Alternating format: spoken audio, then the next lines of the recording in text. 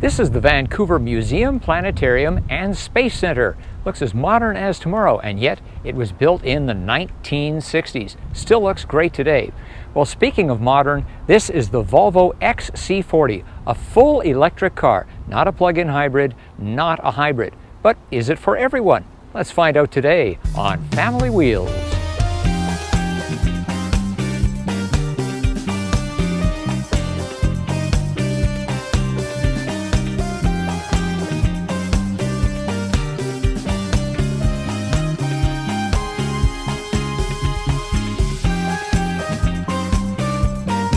Family Wheels depends on your support, so like, comment, subscribe. Heck, if you're feeling really generous, watch a 15-second ad.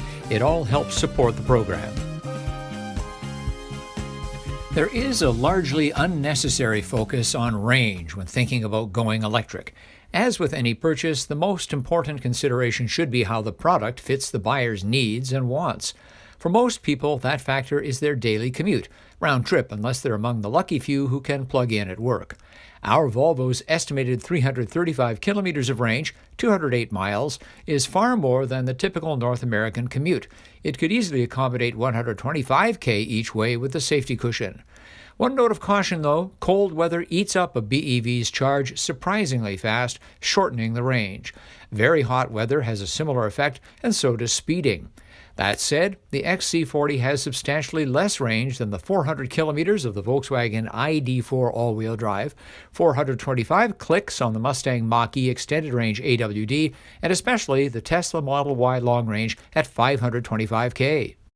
One of the XC40 Electric's biggest positives is also one of its greatest drawbacks, the infotainment system.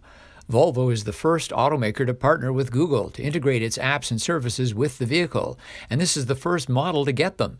So instead of a software overlay like Android Auto, Google software is built into the vehicle's DNA.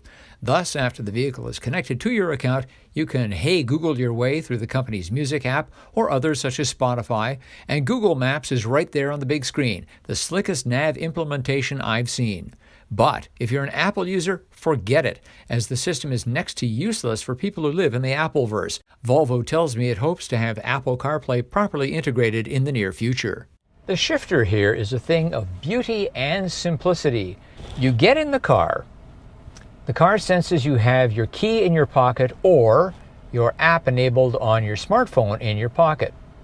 That's all you need. You get in, you don't have to press a start button. If the air conditioning was set or if the heating was set, it comes on.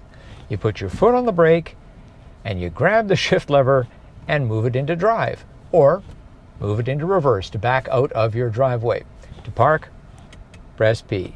PRND, that's it. It's the simplest and smoothest shifter setup I've ever seen.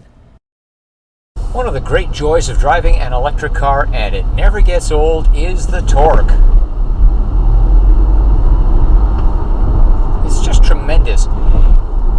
Whatever level of electric car you have, let alone this 400 horsepower car, you get a sensation that you've got more horsepower than you actually do. And that's because of the torque, the takeoff, the push you get back into the seat.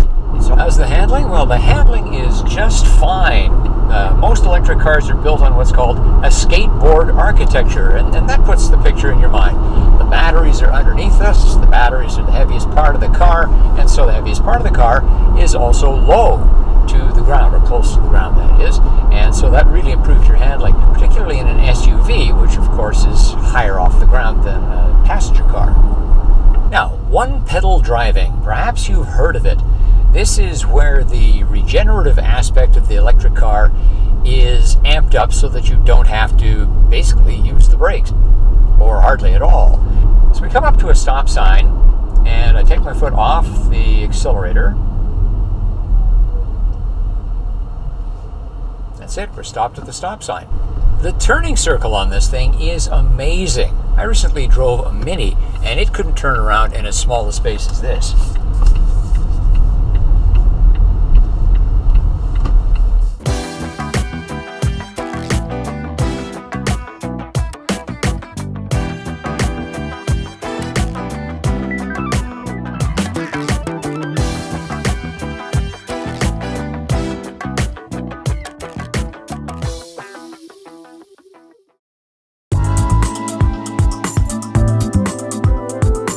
3 bags of groceries, a backpack, and a stroller. That's the standard cargo here at Family Wheels. Let's put them in the back of our electric Volvo.